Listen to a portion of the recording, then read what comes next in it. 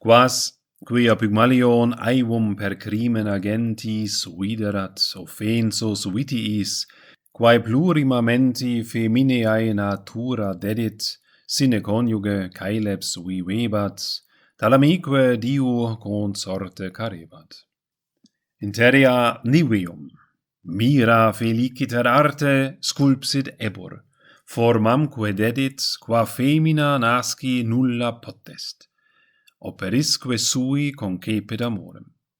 Virginis est verae facies, quam vivere credas, et si non obstet reverentia, velle moveri.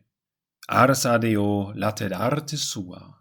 Miratur et haurit pectore Pygmalion simulati corporis ignis.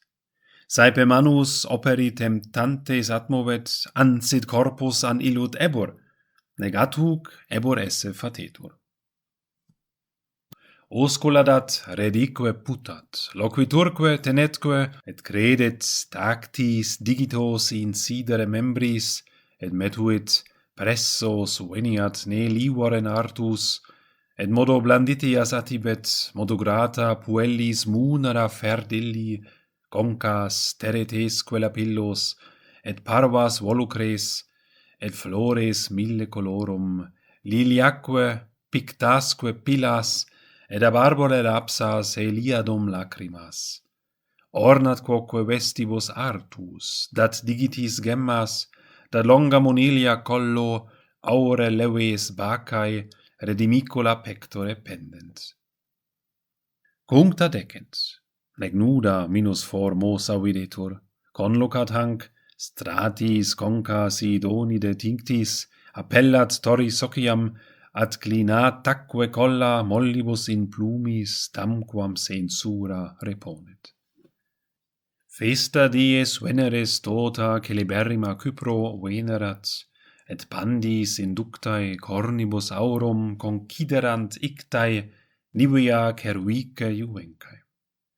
Turaque fumabant, communere functus ad aras constitit, et timide si di dare cuncta potestis, sit conjunx opto.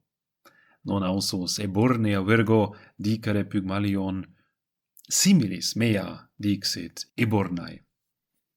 Sensit, od ipsa suis aderat Venus aurea festis, vota quid illa velint, et amici numinis omen flamma terra censast, apicemque per aera duxit, od rediit, simulacra suae petit ille puellae, incombensque torro dedit oscula, visa te perest, atmovedos iterum, manibus quoque pectora temptat.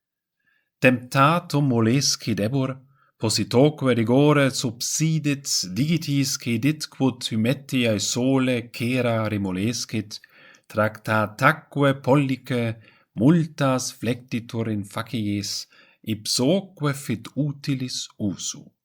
Dum stupet, et dubie gaudet, falique veretur, rursus amans ruosusque manu sua vota retractat. Corpus erat, saliunt temptatae pollice venae.